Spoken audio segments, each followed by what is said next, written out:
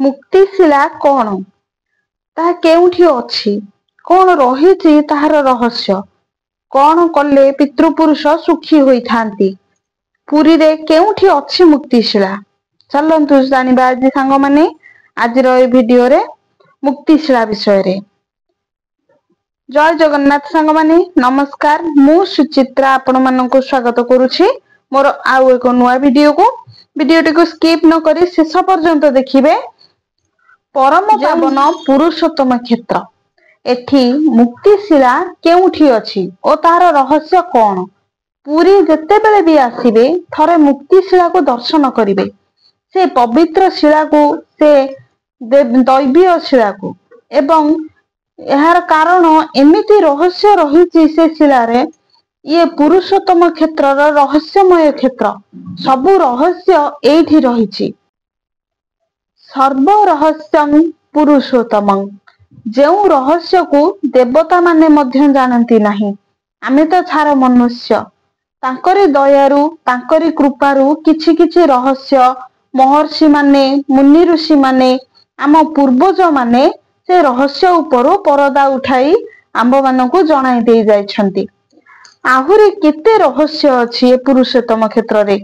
ସେହିପରି ମୁକ୍ତିଶିଳା, ଚାରିଟି ଶିଳାର ନାମ ଉଲ୍ଲେଖ ଅଛି ଶ୍ରୀମନ୍ଦିରରେ। ଯମଶିଳା, କୈବଲ୍ୟଶିଳା, ପିତୃଶିଳା ଏବଂ ମୁକ୍ତିଶିଳା। ପୁରୀରେ କେଉଁଠି ଅଛି ମୁକ୍ତିଶିଳା? ପୁରୀରେ ପ୍ରସିଦ୍ଧ ପଞ୍ଚତୀର୍ଥ ଅଛି। ସେ ପଞ୍ଚତୀର୍ଥର ନାଁ ତ ଆପଣ ମାନେ ଜାଣିଥିବେ।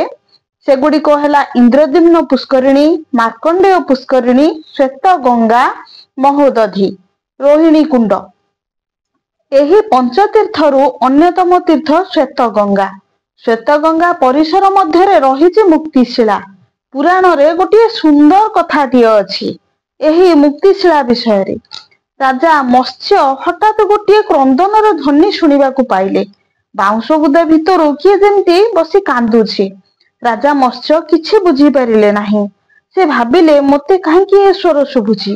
ସେ କିଏ ବୋଲି ପଚାରିଲେ, କିନ୍ତୁ ତାଙ୍କୁ କିଛି ଉତ୍ତର ମିଳିଲାନି।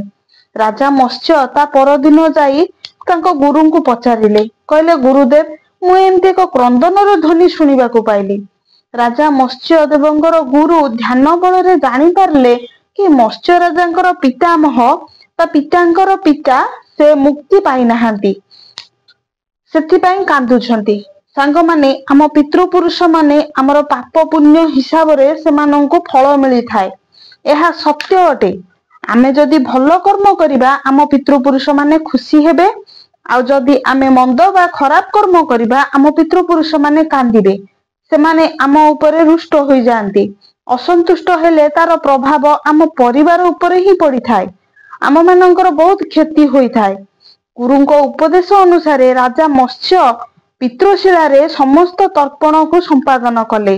ସମୀପତ୍ରରେ ସମସ୍ତ ପିତୃମୁଖ୍ୟ କାର୍ଯ୍ୟ ସମାପ୍ତ କଲେ। ତାପରେ ତାଙ୍କର ପିତୃପୁରୁଷ ମୋକ୍ଷ ପ୍ରାପ୍ତ କଲେ। ତାପରେ ରାଜା ମତ୍ସ୍ୟ ଆଉ କ୍ରନ୍ଦନର ଶବ୍ଦ ଶୁଣିଲେ ନାହିଁ। ଇଏ ତ ଗଲା ପିତୃଶିଳାର କଥା। ଯାହା ସମୁଦ୍ର କୂଳ ଆଡକୁ ଗଲା ବେଳେ ବାଲିସାହି ମାର୍ଗରେ ଗୋଟିଏ ସ୍ଥାନ ପଡିବ, ସେ ବାଉରୀ ମଠ, ସେଇଠାରେ ହିଁ ପିତୃଶିଳା ଅଛି। ସ୍ୱର୍ଗକୁ ସିଡି ମଧ୍ୟ ସେଇଠି ଅଛି। ମୁକ୍ତିଶିଳା ବିଷୟରେ ଚାଲନ୍ତୁ ଜାଣିବା। ମରଣାସନ୍ନ ଜୀବ ବା କୌଣସି ବ୍ୟକ୍ତିର ଜୀବନ ଛାଡୁ ନଥିବ, ଦେଖିବେ ଜଣେ ଜଣେ 5 ବର୍ଷ, 2 ବର୍ଷ, 6 ମାସେ ଶଯ୍ୟାରେ ପଡିଥିବେ, ଦେହରେ ଶକ୍ତି ନଥିବ, ବଳ ନଥିବ, ଜୀବନ ଯାଉନଥିବ, କଷ୍ଟ ବହୁତ ପାଉଥିବେ। ଏମିତି ବହୁତ ଲୋକଙ୍କୁ ଆପଣ ମାନେ ଦେଖିଥିବେ। ଏଇଭଳି ବ୍ୟକ୍ତିଙ୍କୁ ମୁକ୍ତି ପ୍ରଦାନ ନିମନ୍ତେ ଶ୍ଵେତଗଙ୍ଗା ପରିସରରେ ଥିବା ମୁକ୍ତେଶ୍ଵର ମହାଦେବଙ୍କର ଏହି 3ଟି ପାଦୁକା ବା ପାଦ ଚିହ୍ନ ଥିବା ଶିଳାରୁ ତାକୁ କୁହାଯାଏ ମୁକ୍ତିଶିଳା। କେହି କେହି କୁହନ୍ତି ମହାପ୍ରଭୁ ତ୍ରିମୂର୍ତ୍ତିଙ୍କର ପାଦ ଚିହ୍ନ, ଆଉ କେହି କୁହନ୍ତି ଋଷି ମାନଙ୍କର ପାଦ ଚିହ୍ନ, ଆଉ କେହି କୁହନ୍ତି ରାମ, ଲକ୍ଷ୍ମଣ, ସୀତା 3 ଜଣଙ୍କର ପାଦ ଚିହ୍ନ। ଏମିତି ଅନେକ ମତ ରହିଛି।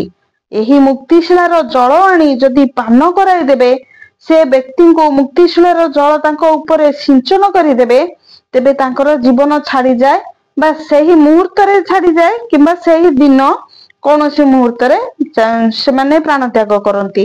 ତାଙ୍କ କଷ୍ଟରୁ ସେମାନେ ମୁକ୍ତି ପାଇଯାଆନ୍ତି। ଏହାର ଅନେକ ଉଦାହରଣ ମଧ୍ୟ ରହିଛି।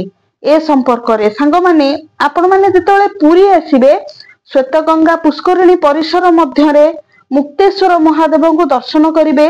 मत्स्य महादेव, श्वेत महादेव, माधव सेटारे मध्य अछंती, तांको दर्शन करिवे। मुक्तिशिला दर्शन करिवे। श्वेतगंगा रे स्नान करिले कोटि पुण्य प्राप्ति करिवे। एमती अनेक रहस्य पुरी रे बा पुरुषोत्तम क्षेत्र रे अछि। सांग माने आपण माने कोन पूर्वरो मुक्तिशिला विषय रे जानिथिले? जदि जानिथिले ताल कमेंट बॉक्स रे जणैबे। वीडियोटी पसंद आस्तिले लाइक टे कर देबे। मो चैनल रे नुवा करी वीडियो देखुतिले सब्सक्राइब कर देबे। एमती नुवा नुवा वीडियो रो नोटिफिकेशन आपण मानको फोन को चली जिवो। अधिक रु अधिक वीडियोटी को शेयर कर देबे। आम जगन्नाथ संस्कृति विषय रे प्रचार प्रसार करी कोटि पुण्य अर्जन करंतु। रहुची पुणी देखा हेबे आउ एक नुवा वीडियो रे। जगन्नाथଙ୍କ कृपारु आपण माने बहुत खुशी रे रहंतु। आपण मानक स्नेह भल पाइबा आशीर्वाद मो ऊपर थाउ। रहुची पुणी देखा हबो आउ एक नुवा वीडियो रे। नमस्कार, जय जगन्नाथ।